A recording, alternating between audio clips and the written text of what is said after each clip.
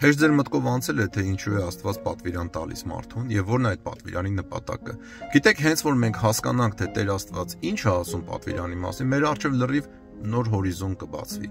Հովհաննեսի ավետարանի 12-րդ գլխում վերջին ընթրիքի ժամանակ Տեր Հիսուսն ասում է, որ ես ձեզ խոսում եմ այն, ինչ որ Հայրը պատվիրեց ինձ, եւ այն պատվիրանը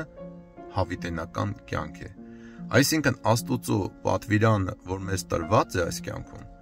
հավիտենական կյանք է։ Աստված մեզ պատվիրում է հավիտենական կյանք ունենալ։ Եթե դու լսում ես այն ամենը, ինչ որ ինքը ասում է, եւ դու հետևում ես իրեն, փնտրում ես Աստծուն, Աստուծո երկյունն ու սերն ունես քո սրտում,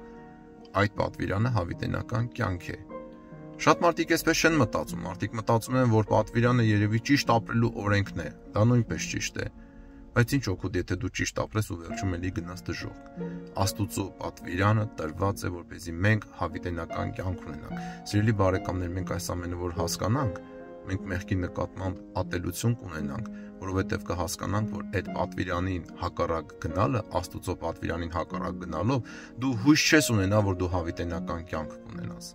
Ուրեմն Աստուծո պատվիրանը հավիտենական կյանք է։ Ողջ եղեք Աստված օգնական բոլորիդ եւ միացեք Աստվածաշունչն ամեն օր Telegram ալիքին հազարավոր հայ մարդկանց հետ ամեն օր Աստվածաշունչը սովորելու ու սերտելու համար։ Բարի օր բոլորիդ։